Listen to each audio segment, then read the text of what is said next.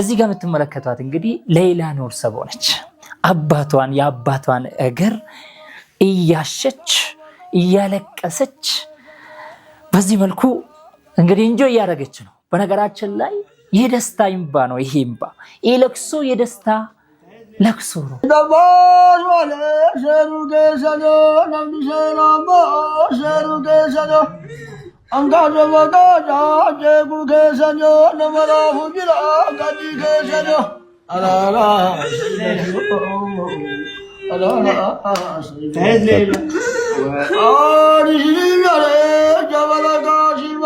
በጣም ይገርማል። ከሞት ፍርድ ተርፋ ለቤተሰቦቿ መብቃት፣ ከቤተሰቦቿ ጋር ተመልሳ መገናኘት፣ እናቷ አባቷ በህይወት እያሉ አሰላሙ አለይኩም ወራህመቱላሂ ወበረካቱሁ። ውድና የተከበራችሁ የዛር ሚዲያ ቤተሰብ እንደምን አላችሁልኝ? እኔ ያለሁላችሁ ዛሬ በድጋሚ በደስታ ቪዲዮዎች ተመልሰን ተገናኝተናል። ውድ ቤተሰቦቼ እንግዲህ ታውቃላችሁ፣ ውድ ቤተሰቦቼ ስለ ሌይላ ኑር ሰቦ ነው ዛሬ የምናወራው። ስለ ሌይላ ኑር ሰቦ ሌይላ ኑር ሰቦ በነገራችን ላይ አላህ ሱብሓነሁ ወተዓላ ነፍሷ ሳውዲ ላይ አትወጣም ብሎ በእስር ቤት አትወጣም አትገደልም ብሎ ከቀዷና ቀደር ማንም አመልጥ።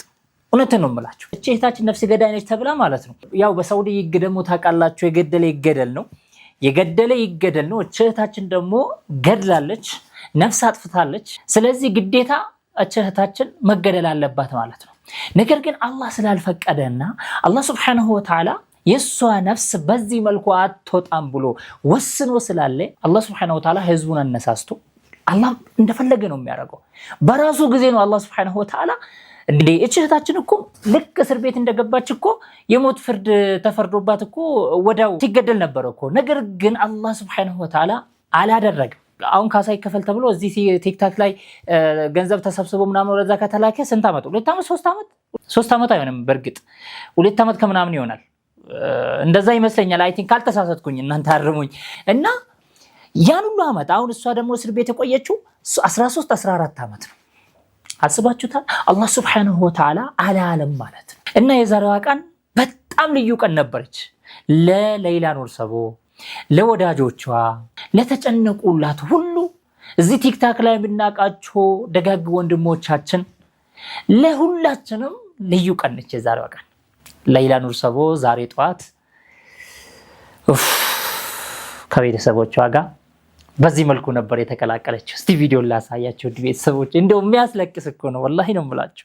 ተመልከቱ። እዚህ ጋር ወንድማችን ወንድም ኻሊድ ነው እንደምትመለከቱት ማለት ነው። ያው እንደምታውቁት በጣም በሌይላ ኑር ሰቦ ጉዳይ ሲጨነቅ የነበረ በጣም ግንባር ቀደም ሲለፋ የነበረ ወንድማችን ነው እንደምታውቁት ማለት ነው። እንግዲህ በዚህ መልኩ ነበር ከቤተሰቦቿ ጋር የተቀላቀለችው እህታችን። በጣም ከባድ፣ በጣም ሁሉም እያለቀሰ ነው እንግዲህ እዚህ ጋር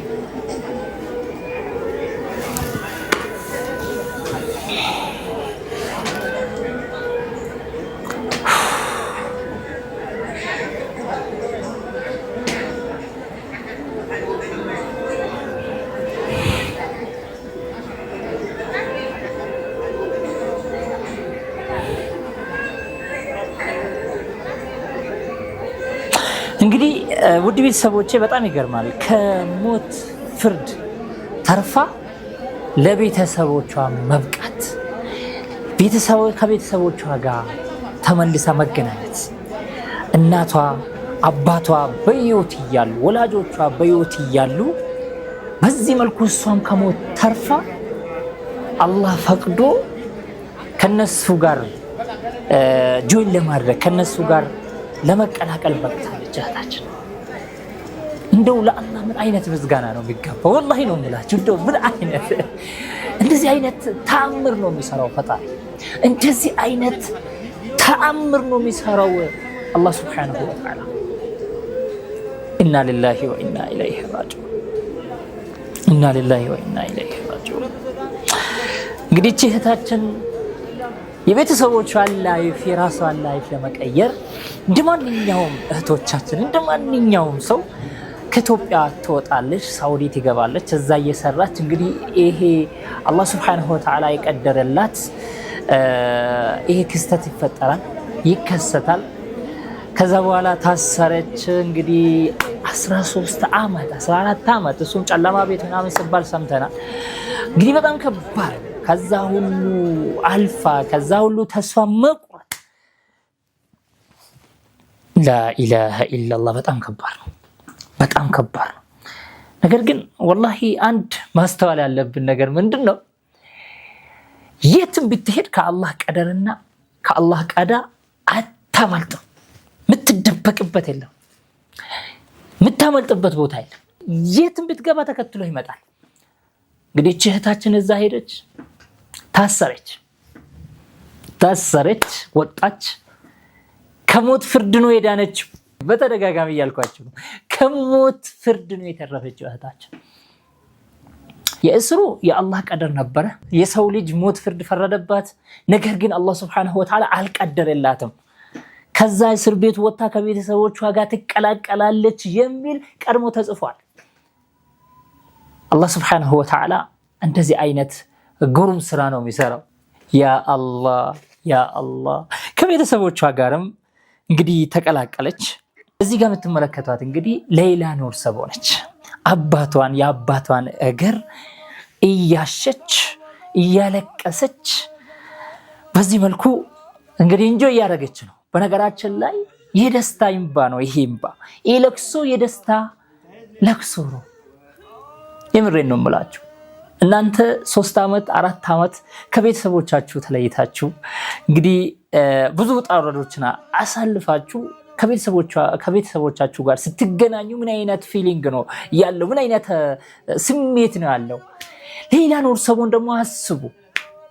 እስር ቤት ነበረች፣ የሞት ፍርድ ተፈርዶባት እንደገና ከዛ ሁሉ ደግሞ ተርፋ ያንን ሁሉ አልፋ ከዛ ሁሉ ጣጣ ከዛ ሁሉ ተስፋ መቁረጥ ከዛ ሁሉ እንግዲህ ምን ልበላችሁ? አስቡት እስቲ እናንተ ኢማጂን እስር ቤት ሆናችሁ ምን አይነት ተስፋ ይኖራችኋል? ከአላህ ካልሆነ በስተቀር ከአንድ አላህ ሱብሓነሁ ወተዓላ ካልሆነ በስተቀር ምን አይነት ተስፋ ከሰው ልጅ ትጠብቃላችሁ? የሰው ልጅ ማለት እኮ የሞት ፍርድን የፈረደበት ሰው ነበር። ከዛ በኋላ በዚህ መልኩ ደግሞ ወላጆችሽ በህይወት እያሉ ከዛ ሁሉ ስቃይ ከዛ ሁሉ ተስፋ መቁረጥ መተህ ከቤተሰቦች ጋር ቤተሰቦችን እንደዛው ስታገኛቸው እንዴት ምን አይነት ስሜት ነው የሚሰማ? ያንን ስሜት ነው። እነሱስ ቢሆኑ አስባችሁታል? እናት በጣም ከባድ ነው። በጣም ከባድ ነው። አስቡት።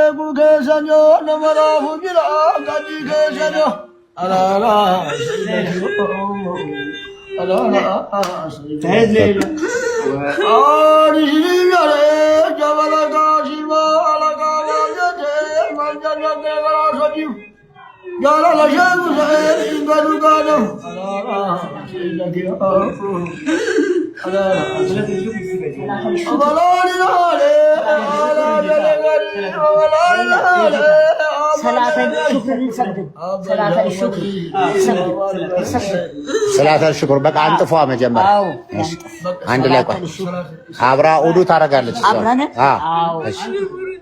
እሺ ሰላተል ሽኩር እንስገድ አሁን አንቺ አዲስ ሆነብሻል። አንተ ወጣኩም ለማለት ተሰግደው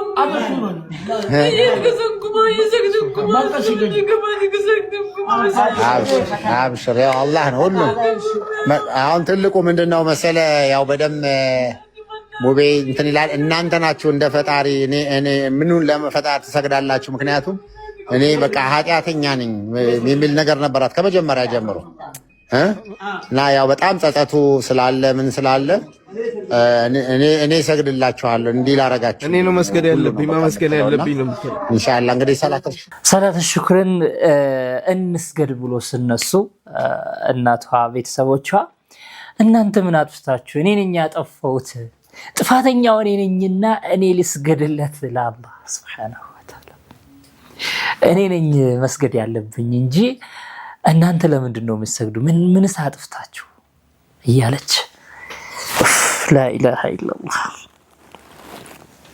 በጣም ከባድ ነው ፊሊንጉ፣ በጣም ከባድ ነው። እና ለማንኛውም አላህ ሱብሓነሁ ወተዓላ እንኳንም የዚህን ህዝብ ዱዓ የዚህን ህዝብ ስቃይ አይቶ እችን እህታችን በሰላም ከቤተሰቦቿ ጋር ቀላቀላት እንላለን። እንግዲህ የምንለው ነገር የለም። እንግዲህ ከዚህ በኋላ ደግሞ አላህ ሱብሓነሁ ወተዓላ በደስታ ያኖራቸው፣ ሁሉንም ነገር አስተካክሎላት እህታችንንም ወደ ሙሉ ጤንነቷ መልሷት። ያው ጭንቀት አለባት እየተባለ ነውና አላህ ሱብሓነሁ ወተዓላ ወደ ነበረችባት መልሷት በደስታ ያኖራቸው እንላለን።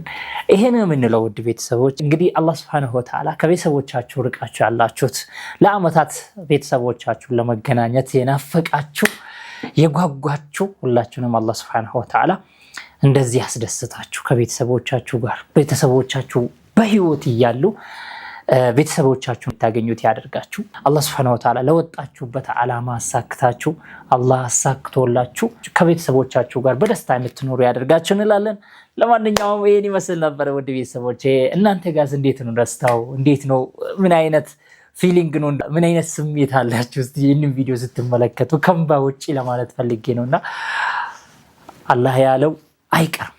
እስቲ በመጨረሻ ደግሞ ትላንትና የሰማነው መረጃ አለ።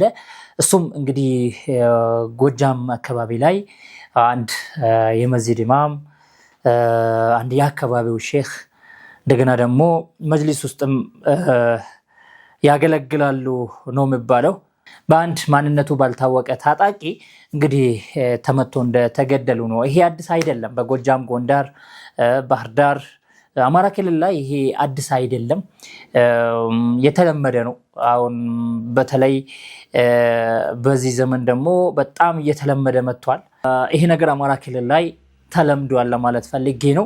እንግዲህ አማራ ክልል ላይ አሰጋጆች፣ ኢማሞች እንደዛውም የመጅሊስ አመራሮች ሞታቸውን እየተጠባበቁ ያው ማናችንም እንሞታለን፣ ለማንም አይቀርም። ግን እነዚህዎች ሲወጡ ሲገቡ በስጋት ነው፣ በቃ በስጋት ነው።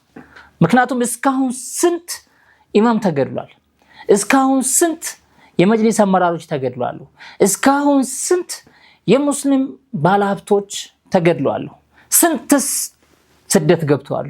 ያልቻሉት እዛ እያለቁ እየተገደሉ እየተተኮሰባቸው በቃ የሆነ የኢላማቸውን እንትን የሚለማመዱበትን ኡስታዝን አድርጓሉ መሰለኝ። የምሬን ነው የምላችሁ። በቃ ተኩስን የሚለማመዱበት ኡስታዞች ሆኗል መሰለኝ አማራ ክልል ላይ። ይሄንን ነው እያየናለ ነው ውድ ቤተሰቦች፣ ይሄንን ነው በተግባር እየተመለከተናለ ነው። እንዴት ነው በየጊዜው ኡስታዞች የሚገደሉት? በጣም ከባድ ነው። እንግዲህ ህዝቡ ይሄንን ቁጣውን እያሳየ ነው የሚገኘው እንደምትመለከቱት።